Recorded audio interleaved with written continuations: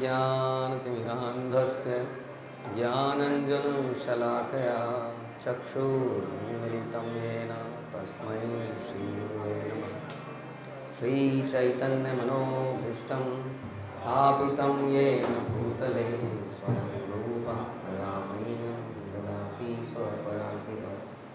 वन्देऽहं श्रीगुरौ सीतापदकमलं श्रीगुरुन् वैष्णवांश्च श्रीरूपं साग्रजातं सहगणरघुनाथान्वितं तं सजीवं साद्वैतं सावधूतं परिजनसहितं कृष्णचैतन्यदेवं श्रीराधा कृष्णपादान् सहगणललिता श्रीविशाखान्वितांश्च हे कृष्णकरुणा सिन्धु दीनबन्धु जगत्पते गोपेश गोपिकान्त राधाकान्त नमस्तुते। तप्त कांचन गौरांगी राधे वृंदावनेश्वरी पुष्पाणि देवी प्रणमामि हरिप्रिये। वाञ्छाकल्पतरुभ्यश्च कृपा सिन्धुभ्यः च पतितानां पावनेभ्यो वैष्णवेभ्यो नमो नमः। जय श्री कृष्ण चैतन्य प्रभु नित्यानंद श्री अद्वैत गदाधर शिवासादि गौर भक्तवृंद। हरे कृष्णा कृष्णा कृष्णा हरे हरे, हरे राम राम राम हरे हरे। नमो विष्णुपादाय कृष्णप्रेष्ठाय भूतले श्रीमते भक्तिवेदांत स्वामिनिति नामिने। नमस्ते सारस्वते देवे गौरवाणी प्रचारिणे निर्विशेष शून्यवादी पाश्चात्य देशतारिणे। ओके, तो जानिए सुनिए भाई खाई लूँ। तो हमने अभी सुना कि हम लोग ये सब कुछ जानते हैं, लेकिन फिर भी हम लोग ये गलती बार बार करते हैं। तो ये ऐसा ही है जैसे नरोत्तम दास ठाकुर कहते हैं कि हम लोग सब कुछ जानने के बाद भी ये काम कर देते हैं, जैसे जहर खा लेते हैं। आपने देखा होगा कई लोग जहर खा लेते हैं, जीवन से इतने दुखी हो जाते हैं कि वो जहर खा लेते हैं, खाते हैं ना। उन्हें ऐसा लगता है कि शायद ये जहर खाने के बाद समस्या सॉल्व हो जाएगी, लेकिन क्या सॉल्व हो जाएगी? क्योंकि जीवन का अंत होता नहीं है। जीवन का अंत कभी भी नहीं हो। कभी होता है जीवन का अंत? कभी प्रलय के समय। प्रलय के समय तो हो जाता है। क्यों? प्रलय के बाद में फिर से क्रिएशन होती है। जीवन का अंत कभी नहीं होता है। तो यानी कि जीवन का दुख जो है वो इस प्रकार से दूर नहीं होगा। उसी तरह से मनुष्य सोचता है कि जीवन में बहुत कष्ट है, तो कहीं एंजॉयमेंट करने से मृग तृष्णा की तरह, मृग की तरह, जो आपने पिछली बार सुना, शायद कहीं सुख मिल जाएगा, लेकिन वो आत्महत्या करने जैसा है। तो ये क्या हो गया? जानिया, यानी कि जानबूझकर क्या कर हो गया? जैसे जहर खा लिया हो, जानबूझ के जैसे जहर खाता। जैसे उसकी प्रॉब्लम सॉल्व नहीं होती, वैसे ही संसार में अगर हम भोग करने का प्रयास करेंगे, ज़िंदगी को, लाइफ को कंफर्टेबल बनाने का प्रयास करेंगे, तो क्या होगा? प्रॉब्लम सॉल्व नहीं होगी, उस सुख की प्राप्ति नहीं होगी। आज बता रहे हैं, जीव सुख प्राप्त करना चाहता है और दुख के कारणों से छूटना चाहता है, लेकिन जीवों के शरीर प्रकृति के पूर्ण नियंत्रण में होते हैं। अतएव जीव एक के बाद एक विभिन्न शरीरों को पाकर जितनी भी योजनाएं बनाता है, अंत दुगत्वा व्यर्थ हो जाती है। जैसे कि माना कोई व्यक्ति जेल में बंद है। अब वो जेल में बंद है, आपने सुना है कई बार दिल्ली का तिहाड़ जेल सुना आपने? पूरे भारत में मशहूर है, अगर आपको पता नहीं तो। भारत की शान तिहाड़ जेल। लेकिन इस जेल को तोड़ के कई बार लोग भाग गए यहाँ से, कोई सुरंग बना के भाग गया। लेकिन क्या वो जब भागे तो उसके बाद सुखी रहे? वो कैद से मुक्त हुए, सुखी क्यों नहीं रहे? वो और ज़्यादा परेशानी में आ गए। अंदर उनको कोई परेशानी नहीं थी अब तक, अब उनको ये भी परेशानी है कि कोई पुलिस वाला आएगा, किसी दिन गोली मार देगा किसी कोने से। अब मरने का अंदर भय नहीं था उनको, मरने का। अब खाना खाना है। आजकल ज़माना आ गया कार्ड का। आपको मालूम है, जहाँ आपने कार्ड लगाया वहीं आप पकड़े गए पुलिस से, वहीं पता चल गया कि ये आदमी यहाँ पर है। बड़ा मुश्किल हो गया है। यानी कि वो जेल के अंदर तो फिर भी सुरक्षित था, अब जाके वो ज़्यादा असुरक्षित हो गया है। तो हम अक्सर क्या करते हैं कि जैसे यहाँ बता रहे हैं कि व्यक्ति का शरीर प्रकृति के पूरे नियंत्रण में है, हम लोग पूरे नियंत्रण में हैं, लेकिन हम लोग क्या छटपटा रहे हैं, क्या छटपटा रहे हैं हम कि इस नियंत्रण से कैसे छूट जाएं। नहीं, जैसे हम जब कृष्ण भक्ति में आते हैं तो हमें बड़ा अच्छा लगता है। क्यों लगता है पता आपको? क्योंकि डिफरेंट टेस्ट हमेशा अच्छा लगता है। डिफरेंट रेस्टोरेंट का खाना किसी में भी जाओ, इसका खाना बहुत अच्छा है। हम पुराने एक्सपीरियंस बता रहे हैं अपने, है ना। एक जगह खाते खाते फिर दूसरी जगह इसका अच्छा है, थोड़े दिन बाद इसका उसका ट्राई करते हैं। यही होता है रोज ना। आदमी सोचता है कि शायद यहाँ पर डिफरेंट टेस्ट है, तो जैसे वो इस्कॉन में आता है तो उसे क्या मिलता है? डिफरेंट टेस्ट मिलता है। लेकिन उसको मालूम नहीं होता है कि यहाँ पर वो नियंत्रण में रहेगा। और जब उसको मालूम पड़ता है कि वो नियंत्रण में रहेगा, फिर वो क्या करता है? फिर वो छटपटाता है यहाँ पर भी, फिर वो यहाँ से भी भागता है। इसी कारण से भक्तों की संख्या बढ़ती नहीं है। बहुत मुश्किल काम है, बढ़ती है, छटपटाता है वो हर चीज़ में नियंत्रण। ये क्यों कर रहे हो, ऐसा क्यों कर रहे हो, ये साधना वो साधना, कपड़े, खाना। अरे मेरी भी कोई ज़िंदगी है, मेरी लाइफ में कोई फ्रीडम होनी चाहिए। ऐसा होता है कि नहीं? किसी को नियंत्रण पसंद है? किसी को नियंत्रण नहीं पसंद है। क्यों नहीं पसंद है नियंत्रण? जानते हैं आप लोग हम लोगों को नियंत्रण क्यों नहीं प्रिय है?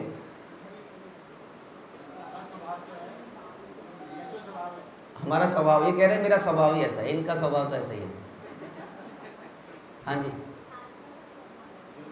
आत्मा का आपका भी स्वभाव ऐसी है। फ्रीडम फाइटर हो आप लोग? हाँ जी, हाँ वही, ये भी कह रहे हैं मैं अपने आप को कंट्रोलर मानता हूँ। तो ये बिल्कुल सही बात है कि आत्मा का स्वभाव ऐसा है, लेकिन ऐसा क्यों है? क्योंकि वो भगवान का स्वभाव ऐसा है। यानी प्रॉब्लम किसमें है? भगवान में। लेकिन भगवान में प्रॉब्लम क्यों नहीं कहते? क्योंकि भाग्य विधाता, इसलिए ऐसा बोलना नहीं चाहिए, अच्छी बात है। इसलिए क्यों नहीं बोलते हैं भगवान में प्रॉब्लम है? क्या मतलब? वो भी स्वराट रहना चाहते हैं, हम भी स्वराट रहना चाहते हैं ना। हमारी नेगेटिव क्यों? नेगेटिव तो फिर क्या करें? मिसयूज करते हैं। कैसे? तो मेरी फ्रीडम है, तो फ्रीडम मतलब फ्रीडम होती है ना।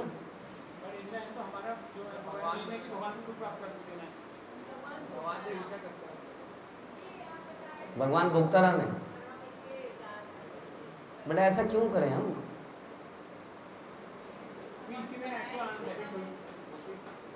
इसी में ऐसा आनंद है, तो कोई बाहर वाला आदमी कहेगा क्या फालतू में, जबरदस्ती इसी में आनंद है। इसका कारण ये है कि भगवान इंडिपेंडेंट रहने की कैपेसिटी भी रखते हैं और हम रखते नहीं हैं। मैं कई लोगों को बताता हूँ कि मेरे पिताजी बोलते थे, क्या घोड़े को नाल ठुक रही थी तो मेंढकी ने भी टांग उठा ली।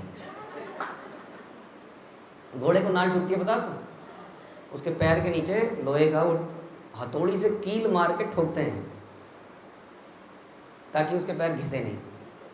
तो एक मेंढक वहाँ से ज़्यादा था, उसने कहा क्या है, मेरे ये पैर नहीं घिसेंगे इसलिए ठोका रहा हूँ। तो उसने ऐसे पैर उठा दिया, मेरे भी ठोक दे। अब बताओ, कील मारेंगे तो कहाँ जाएगी वो कील? यानी कि जिसकी कैपेसिटी नहीं है, अगर वो कुछ बनना चाहता है तो मुंह के बल गिरता है और ज़िंदगी में कभी सुखी रह पाएगा? वो व्यक्ति नहीं रह पाएगा। इसलिए हम लोग इंडिपेंडेंट रहने की हैसियत ही नहीं रखते हैं। हम बर्बाद हो जाएंगे अगर ऐसा करेंगे तो। हाँ, प्रॉब्लम ये है, हमारे अंदर वो नेचर तो है। जैसे कोई व्यक्ति है, जैसे एक और कहानी है, हम सुना है, आपको कई बार पहले भी सुनाई है, आपको सुनी है। वो गरीब आदमी का किसी तरह किसी ने दान दे दिया, हार्ट ट्रांसप्लांट हो गया। आर्टिफिशियल कहानी है, सच्ची कहानी नहीं है। तो उसको दिल किसका लगा दिया? राजा का। तो उसने क्या किया? उसके बाद उसने घर में आया और घर में आते ही उसके घर में कुछ लोग मिलने आए। जी कैसे हो? वो बैठ गया ऐसे। उसने कहा मैं ठीक हूँ। हाँ लो ये लो। जो जो चीज़ें थी बची कुची जा रहे थे, जो जो आया उसको देता रहा, गिफ्ट उपहार। थोड़ी देर में सब खत्म हो गया।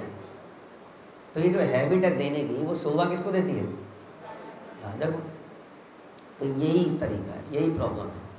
हाँ, जब घर का नौकर सर पे चढ़ जाए और मालूम मालिक बैठे थे ऐसे लगा के, बेड पे बैठते हैं तकिया लगा के, मालिक के लिए चाय लाया, बिस्किट लाया, टीवी मैच चल रहा था, मालिक देख रहा है, उसने मालिक को दे दी।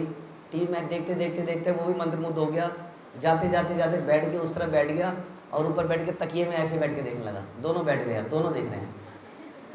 अब थोड़ी देर में पत्नी आई और उसने जो फिर बवाल किया, वो वहीं पे बैठ के देख लिया, भूल गया कि वो नौकर है। तो उसका हश्र क्या होगा? अगले दिन नौकरी चली जाएगी। यही बात समझने की है कि हम लोग भोक्ता बनने का प्रयास करते हैं, कंट्रोलर बनने का प्रयास करते हैं, इंडिपेंडेंट बनने का प्रयास करते हैं, छटपटाते हैं उसके लिए। क्या कहते हैं? स्वाधीनता मेरा जन्म सिद्ध अधिकार है। ये लाइन बिल्कुल परफेक्ट है, बट स्वाधीनता कैसी स्वाधीनता, वो समझना पड़ेगा। स्वाधीनता का मतलब क्या होता है? ये हमारे आचार्य में बताते कि जो स्वाधीनता हम देख रहे हैं कि स्वाधीन होकर मैं इंडिपेंडेंटली काम कर पाऊँ, उस स्वाधीनता से क्या होगा?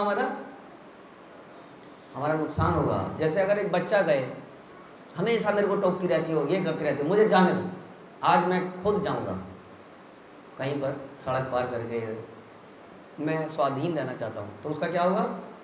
बहुत नुकसान हो सकता है कि नहीं? एक्सीडेंट हो सकता है, नहीं तो क्या होगा? कोई झोले में उठा के डाल लेगा, क्या करेगा वो? झोले के अंदर कुछ हाथ से हाथ पैर मारता रहेगा, कुछ होगा? कुछ नहीं हो पाएगा। तो उसी तरह से हमें याद रखना चाहिए, क्या याद रखना चाहिए हमें? अपनी हैसियत। और कोई वर्ड है? औकात। क्या है हमारी औकात? किसी को अगर गुमान है तो एक आध दिन में ही कहीं ना कहीं प्रकृति कुछ ऐसा करती है, उसको समझ में आती है अपनी औकात। नहीं, हम पानी की लीकेज को नहीं रोक पाते अपने अंदर से। दुनिया की लीकेज तो हम रोकते हैं, लेकिन अपने अंदर से जब लीकेज होने लगती है तो बड़ी मुसीबत हो जाती है। नहीं, तो हमें अपनी औकात समझ में आती है, बिस्तर में चित्त हो जाता है। तो इसलिए हमेशा जो व्यक्ति ये ध्यान रखे कि मैं क्या हूँ, तो यहाँ पर ये बता रहे हैं कि व्यक्ति क्या करता है, उसका शरीर प्रकृति के पूरे नियंत्रण में है। आप कितने भी स्वाधीन हो जाओ, अंग्रेजों को भगा दो, मुगलों को भगा दो, MNC को भगा दो, लेकिन हम फिर भी क्या है? हमारा शरीर प्रकृति के द्वारा गुलाम है ना? गुरुपाद बोलते थे जो कुत्ते का शरीर है वो गुलाम है भौंकने के अलावा। गधे के सामने कितनी भी हीरोइन, गधे को अगर प्यार हो जाए किसी घोड़ी से, हाँ, और वो शीशे के आगे अपना घोड़ी को साथ में लेके आना है किस तरह से, लेकिन मैं क्या हूँ? मैं गधा हूँ। हाँ, अब वो प्रैक्टिस कर रहा है, कह रहा है मैं राग आलापूंगा, हरे कृष्णा हरे कृष्ण। अब उसके मुंह से क्या निकलेगा? अब वो घोड़ी के आगे खूब प्रैक्टिस करके गया, लेकिन जैसे ही उसने मुंह खोला तो घोड़ी ने एक लात मारी उसको। तो हमारा शरीर क्या है? प्रभुपाद कहते हैं प्रकृति से बद्ध है, वो चाह कर भी ढेंचू के अलावा कुछ कर नहीं सकता है। समझ में आई? यही हमारा, हम कितना भी लीपा पोती कर ले अपने शरीर के ऊपर, हाँ, हम जानते हैं इस शरीर के अंदर क्या है, और वही सच्चाई है। यही बता रहे हैं, हमारा शरीर प्रकृति के पूरे नियंत्रण में है। हमारा किसी का दिल उसके नियंत्रण में है? आप सोच सकते हो दिल थोड़ा धीरे धीरे धड़क, पिक्चर वाले बोलते हैं कि दिल क्या है? दिल वो दिल तेजी से धड़कता है, तुझे देखा तो तेजी से धड़कने लगा। तो वो रोग, उसकी धड़कन उसके कंट्रोल में नहीं है, वो धड़क रहा है बस। तो हमारा शरीर के अंदर क्या क्या चल रहा है किसी के कंट्रोल में नहीं है। तो ये भी एक उदाहरण है कि हमारा शरीर हमारे नियंत्रण में नहीं है, लेकिन हम बनना चाहते हैं नियंत्रक। किसके? दूसरों के। और अपना क्या हाल है? क्या कहते हो? छाछ तो छाछ, छलनी भी बोले, जिसमें हजारों छेद। तो प्रॉब्लम ये है कि हम खुद को नियंत्रण नहीं कर सकते हैं, शरीर को, मन को, लेकिन हम दूसरों को नियंत्रण करने का प्रयास करते हैं। ये हमें समझना पड़ेगा कि हम सब लोगों का इसलिए कैसे सुख मिलेगा फिर? क्या किसी के परतंत्र रह के सुख मिल सकता है? क्या बंधुआ मजदूर भी कभी खुश रह सकता है? हाँ, पराधीनता में क्या सुख है? ये क्वेश्चन आया था। क्या पराधीनता में सुख है? आप बताइए, क्या पराधीनता में सुख है?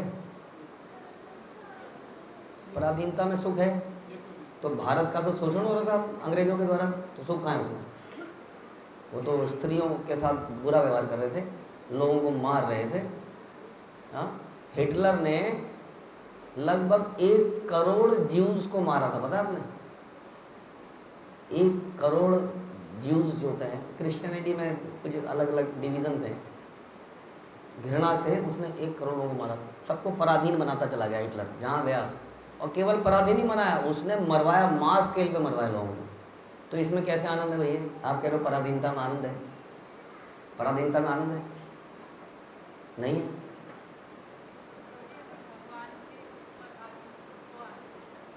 भगवान की पराधीनता में आनंद है, क्योंकि भगवान क्या है? He is the perfect person, is purest. उनकी पराधीनता में परम आनंद है। और इस संसार में भी आप देखोगे, जैसे कि माता पिता के अधीनता में क्या आनंद है? आनंद है, क्योंकि वो उसके शुभचिंतक हैं। इसलिए इसका मतलब ये हुआ कि शुभचिंतकों के पराधीन होने में आनंद है। समझ में आ गया? हमारा शुभचिंतक क्या बोला हमने? बोलिए। शुभचिंतकों की पराधीनता में आनंद है, लेकिन हमारा मन मानता नहीं है इस बात के लिए। हमारा मन जो है शुभचिंतकों के भी अधीन में रहना नहीं चाहता है, वो स्वाधीन रहना चाहता है। और उस स्वाधीनता में वो अपना बहुत नुकसान करता है, बहुत नुकसान करता है, बहुत नुकसान। यही सबसे बड़ी समस्या है। प्रभुपाद अक्सर अपने प्रवचनों में इसको फ्री विल कहते थे, कि हमारी सारी समस्या की जड़ क्या है? कि जो हमारी फ्री विल है, जैसे एक बता रहे थे कि हम उसका मिसयूज करते हैं। हमें अगर फ्रीडम दी गई, जैसे कि हमने आपको कोई सेवा दी, अब आप इस सेवा को संभालिए, और आपको हम पूरी फ्रीडम देते हैं, इसका क्या मतलब है?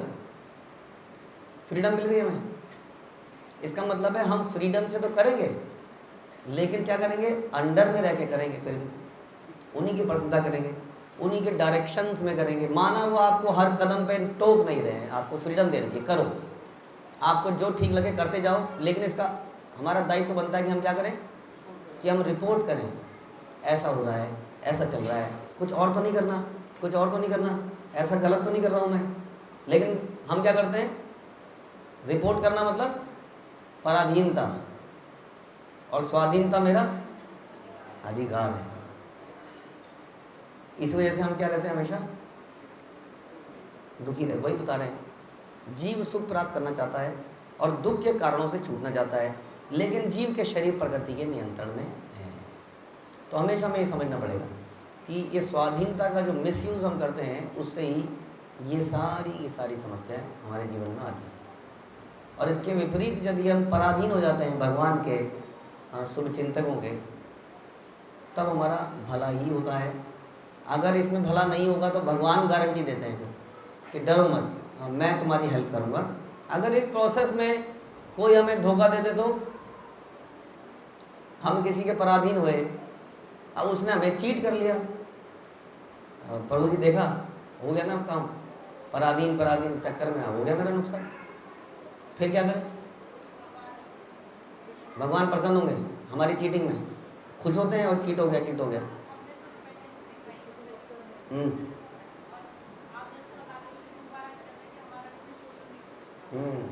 क्योंकि हमने पराधीनता भगवान के लिए स्वीकार करी थी, भगवान ने ये प्रोसेस बताया था।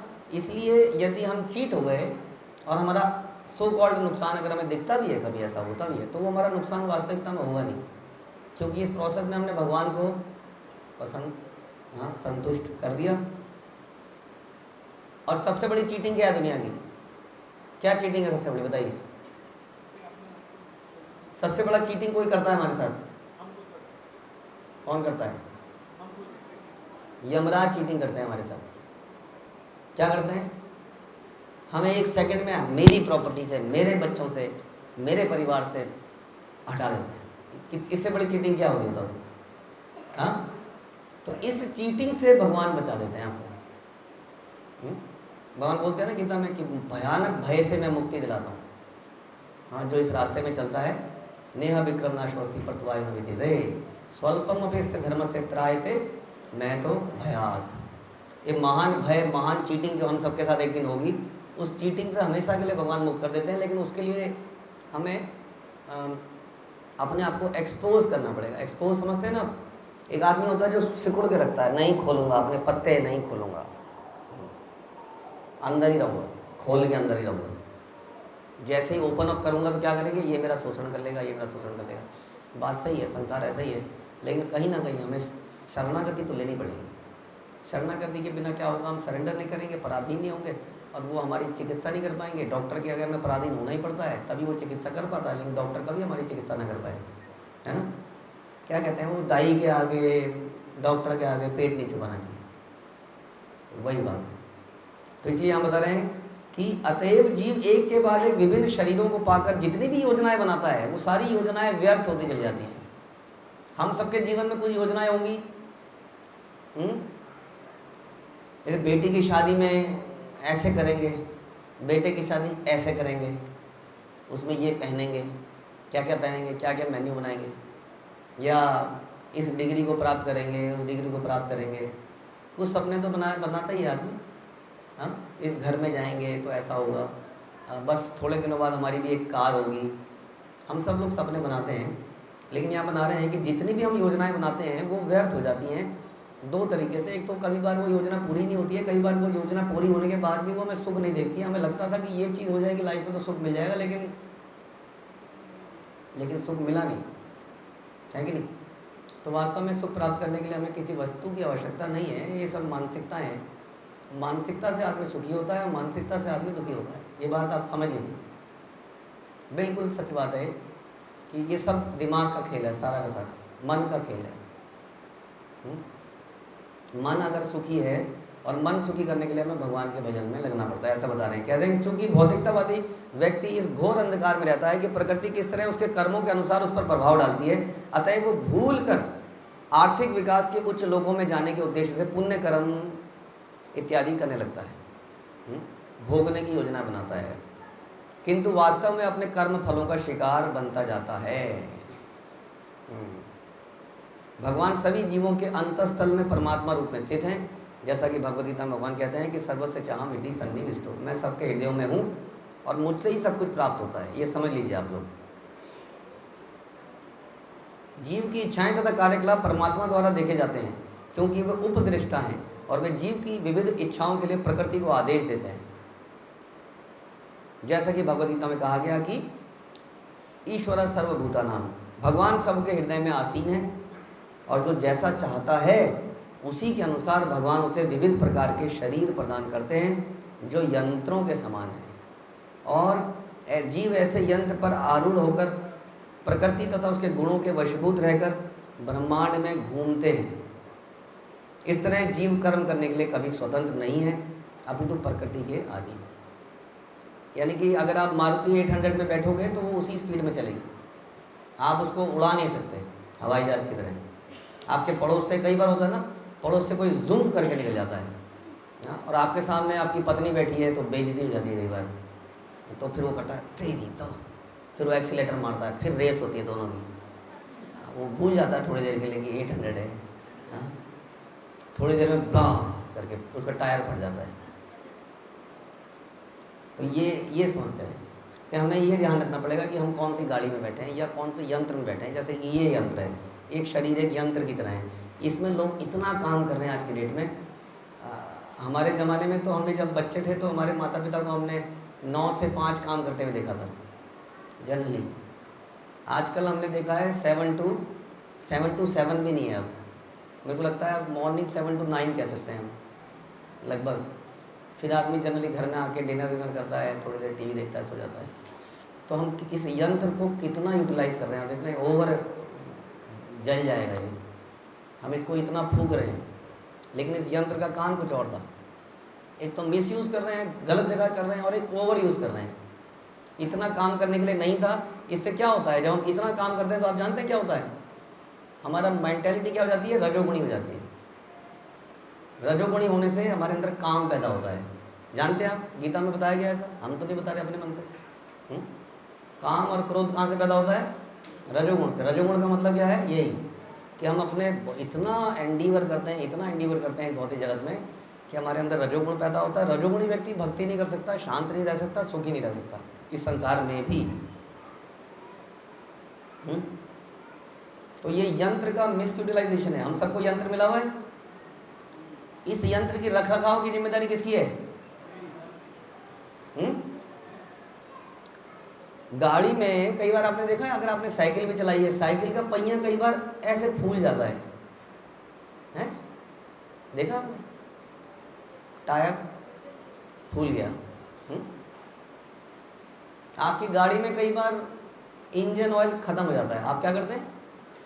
चेक करते हैं उसको। और कौन कौन सा होता है?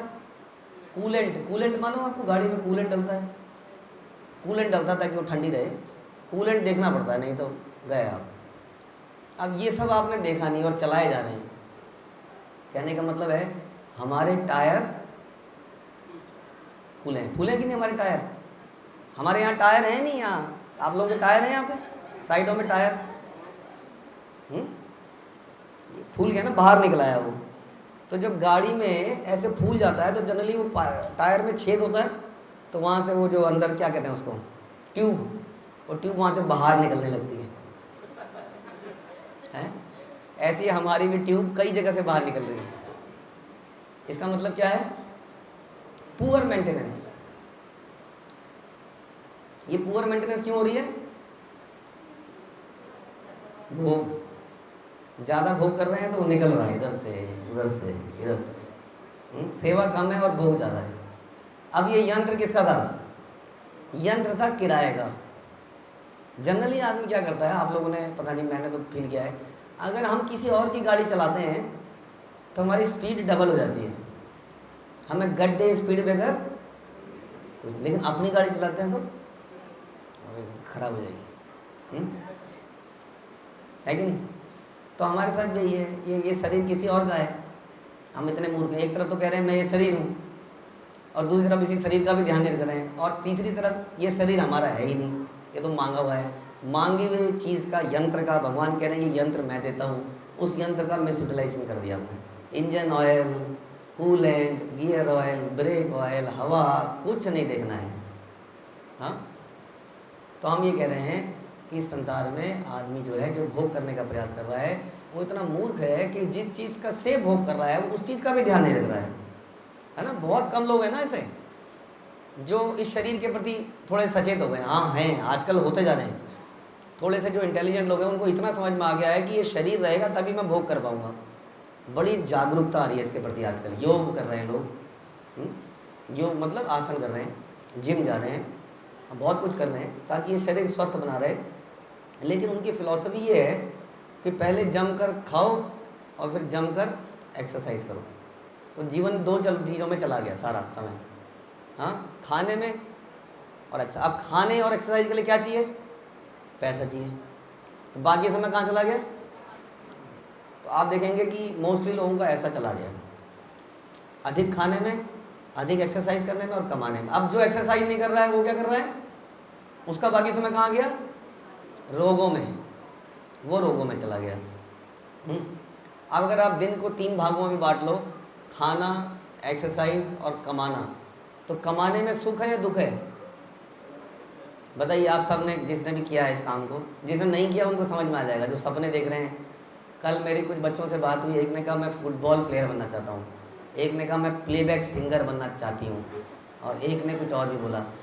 तो वो तो ठीक बात है, बनी है, हम भी चाहते हैं बनिए, लेकिन ये समाज, ये दुनिया, ये संसार बड़ा डिफरेंट है, जिसकी रियलाइजेशन हमें होगी अब बस थोड़े दिनों में हो जाएगी, जैसे ही बाहर निकलेंगे। तो पैसा कमाने सुख है दुख है? जिसने कमाया है वो बता सकते हैं। जी बताइए जी, कितना दुख है पैसा कमाने में? हाँ, बहुत दुख है कि नहीं? ओके, जो खा रहे हैं या जो भोग कर रहे हैं, अब मुझे बताइए उसमें कितनी देर का सुख है? जैसे आपकी बेस्ट चीज़ क्या है? माता जी गोलगप्पे मान लेते हैं, तो गोलगप्पे खाने में कितनी देर लगती है?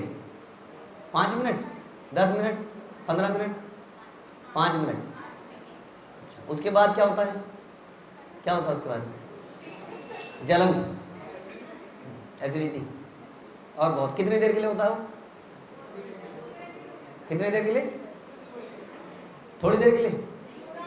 पूरा दिन? तो 5 मिनट के सुख के लिए पूरा, यानी कि जो हमने खाया आधा हमने बोला था, कुछ समय हमने खाने में निकाला, कुछ कमाने में निकाला, कुछ एक्सरसाइज करने में निकाला। अब जिन व्यक्तियों ने एक्सरसाइज करी है, बताइए कितनी इंटरेस्टिंग चीज है वो, है?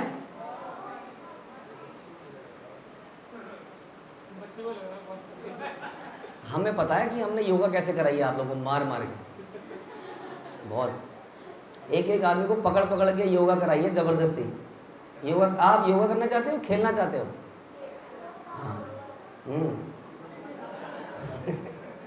मतलब करते हुए दिखता है। जो भी आदमी जिम जाता है, हमारा ऐसा एक्सपीरियंस है, वो 2-3 दिन बहुत एक्साइटेड होता है, जिम जाएंगे जिम जाएंगे।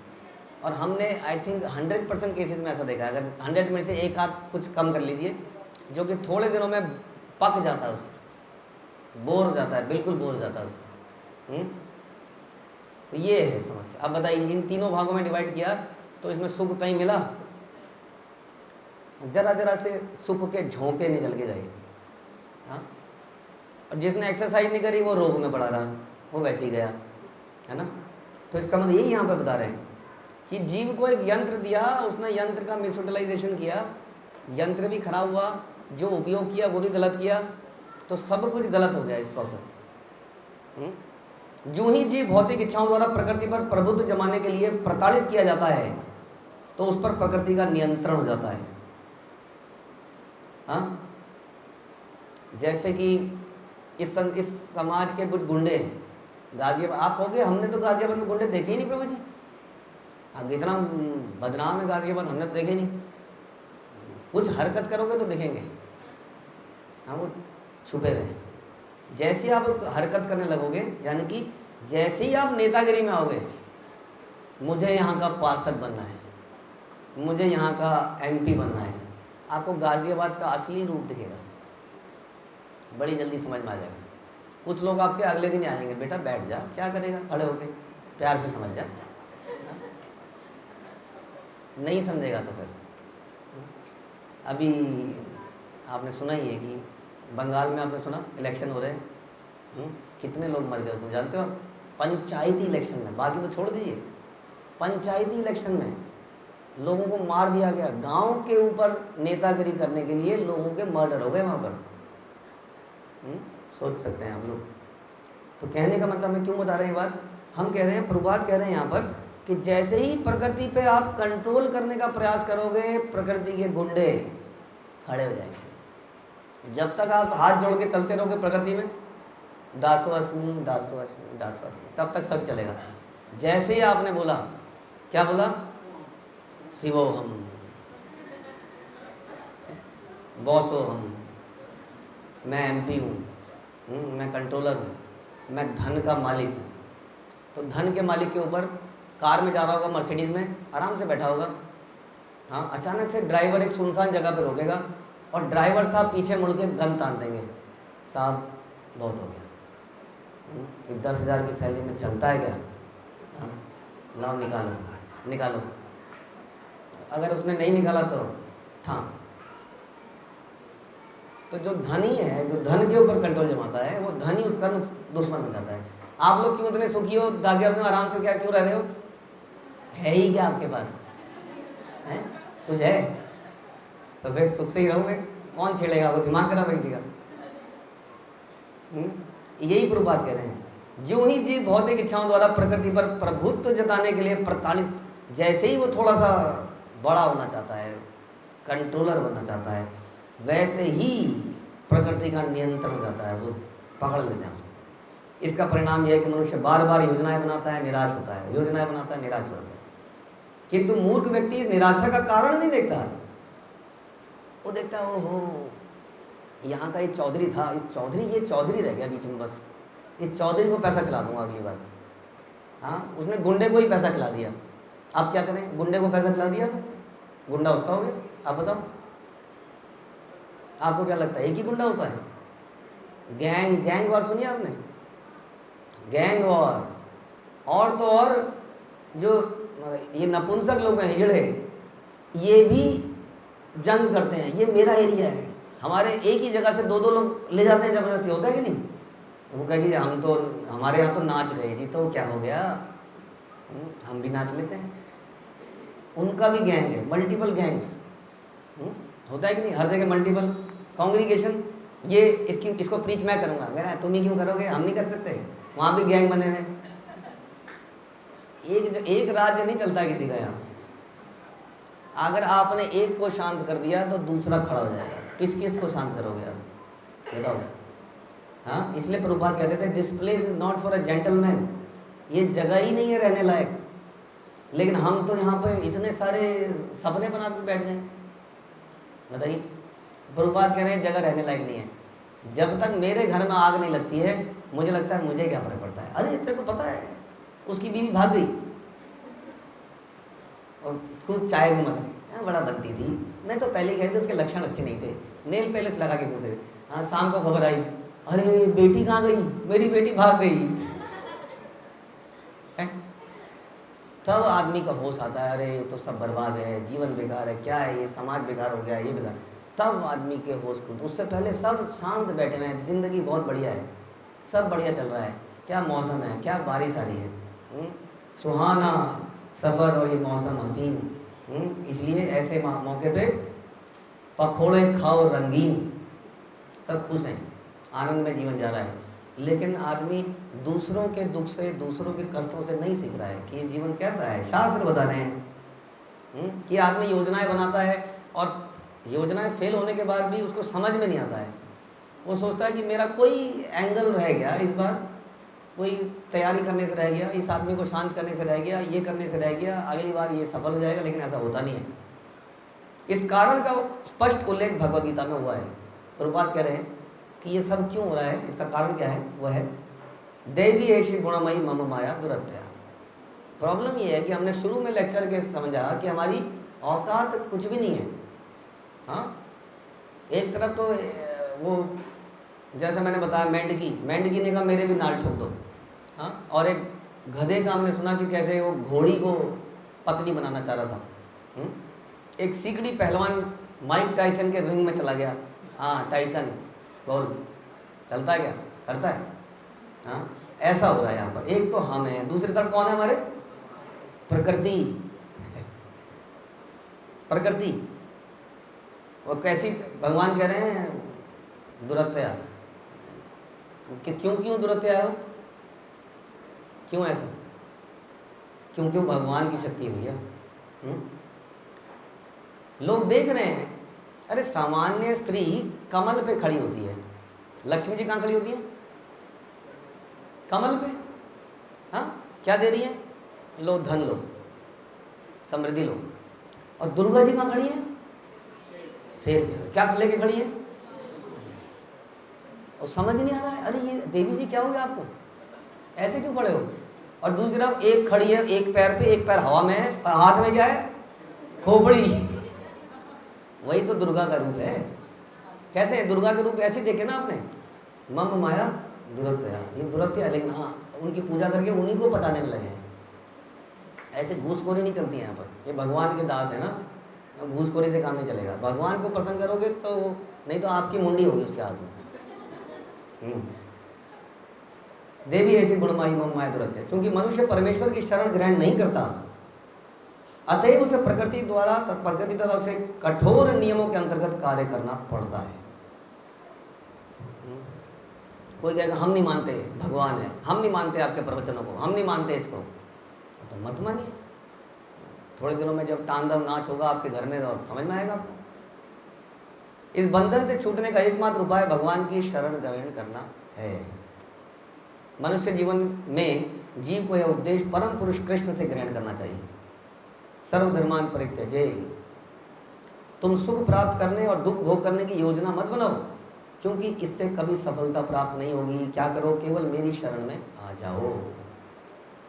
किंतु दुर्भाग्यवश वह भगवद गीता में दिए गए भगवान के इस आदेश को स्वीकार ही नहीं करता है। इस तरह मनुष्य प्रकृति के नियमों का नित्य बंदी बन जाता है। यही है समस्या सारी। समझ में आ रही है हमारी समस्या क्या है। हमारी समस्या है कि स्वाधीनता, जबकि हमारी कैपेसिटी के बाहर है। हम भोक्ता बनना चाहते हैं जबकि हमारी कैपेसिटी से बाहर है। हम सर्वेंट नहीं बनना चाहते हैं, हम कंट्रोलर बनना चाहते हैं लिमिटेड सेंस में, लेकिन हम कंट्रोलर बन नहीं पाते हैं। इन सब कार्यों से हमारे अंदर रजोगुण पैदा होता है, रजोगुण से हमारे अंदर काम पैदा होता है, काम से हमारे अंदर क्रोध पैदा होता है, और उससे हम समाप्त हो जाते हैं। प्रभुपाद कह रहे हैं यज्ञ अर्थात कर्मणो अन्यत्र लोकायम कर्म बंधन, कि हम सबको यज्ञ करने चाहिए, यानी कि कृष्ण की संतुष्टि के लिए ही कर्म करने चाहिए। हाँ, क्योंकि ये शरीर यंत्र, ये यंत्र किसने दिया? भगवान ने दिया, तो इस यंत्र को उनकी सेवा में लगाना चाहिए था। यदि मनुष्य विष्णु या यज्ञ से विख्यात, यज्ञ नाम से विख्यात कृष्ण की तुष्टि के लिए कर्म नहीं करता तो वह कर्मों के बंधन में फंस जाता है। ये बंधन पाप तथा पुण्य कहलाते हैं। पुण्य कर्मों से मनुष्य ऊपर के लोकों में जाता है, और अधम कर्मों से, निम्न कर्मों से, पाप कर्मों से वो निम्न योनियों में चला जाता है, जिनमें वह प्रकृति के नियमों द्वारा दंडित किया जाता है। आपने देखा किसी को दंडित होते हुए? देखा किसी को? कोई एग्जाम्पल है किसी को दंडित होते हुए देखा आपने? वो नहीं देखा आपने? अच्छा, आपको लेके चलेंगे फिर। कहाँ लेके चलेंगे?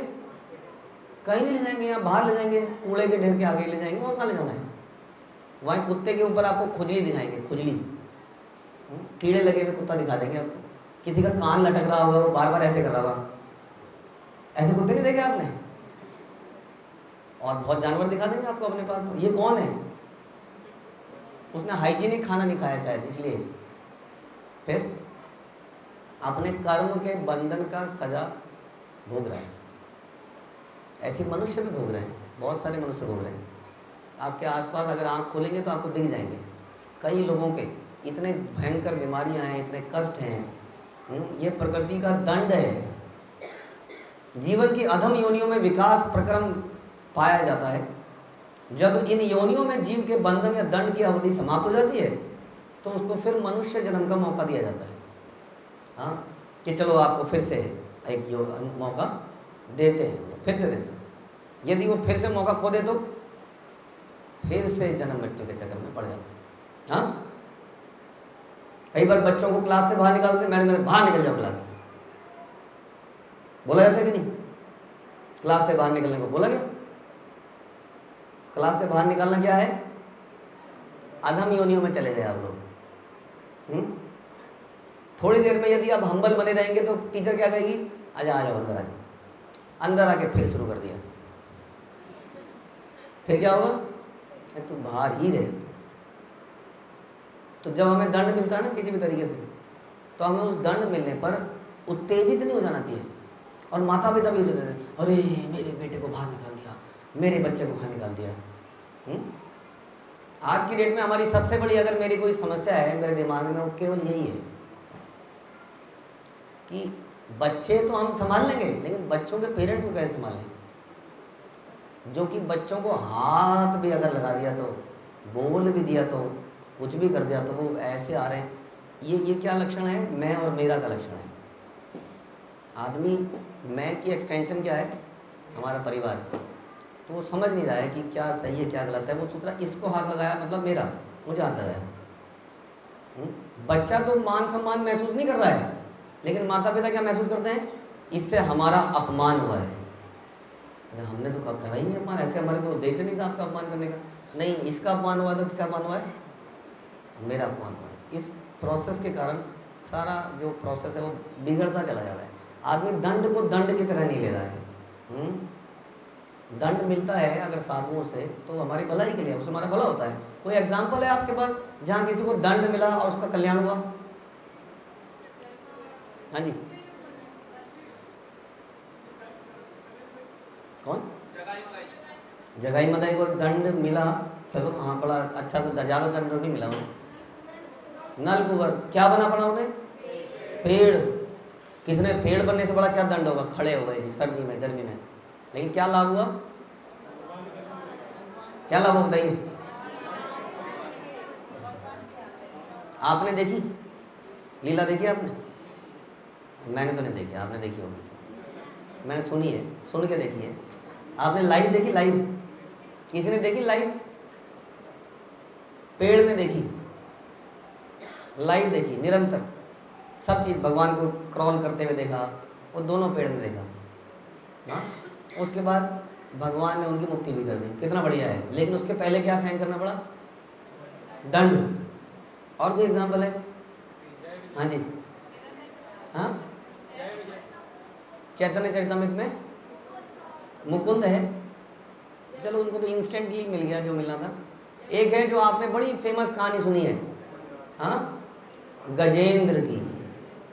गजेंद्र पिछले जन्म में कौन था?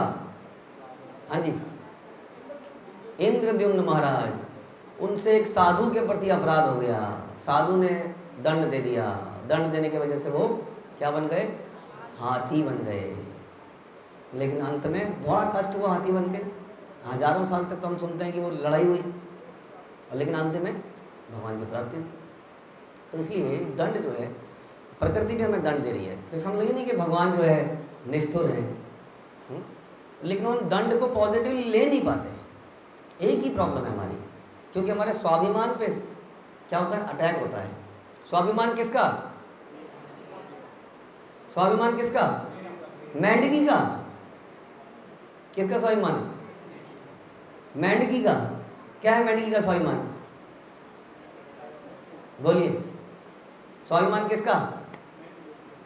बोलो किसका है? मेंढकी बोलने में भी शर्म आती। जब भी अगली बार से ऐसा आएगा स्वाभिमान पे ठेस पहुंच रही है, तो क्या सोचना है? अरे स्वाभिमान किसका? मेंढकी का। लेकिन हमें लगता है नहीं, ऐसे थोड़ी मेंढकी का। हम मानते नहीं है अपने आप को। यही समस्या है। तो यहाँ पे बता रहे हैं कि उसे फिर से मौका दिया जाता है, भगवान मौका देते हैं, लेकिन वो अवसर अगर पुनः खो देता है तो जन्म मृत्यु के चक्र में फिर से डाल दिया जाता है, और संसार चक्र में वो कभी नीचे जाता है, कभी ऊपर आता है। जिस प्रकार चक्र का पहिया जो होता है, कई बार पहिया ऐसे नीचे जाता है, पहिया ऊपर जाता है, ऐसे घूमता रहता है, उसी प्रकार प्रकृति के कठोर नियम जीव को कभी सुखी बनाते हैं, कभी दुखी बनाते हैं। और सुख दुख के चक्र में वह जिस प्रकार अनुभव करता है उसका वर्णन अगले श्लोक में हुआ है, जो कि हम अगले सप्ताह करेंगे। हरे कृष्ण। श्रील प्रभुपाद की जय। ग्रंथराज श्रीमद् भागवतम की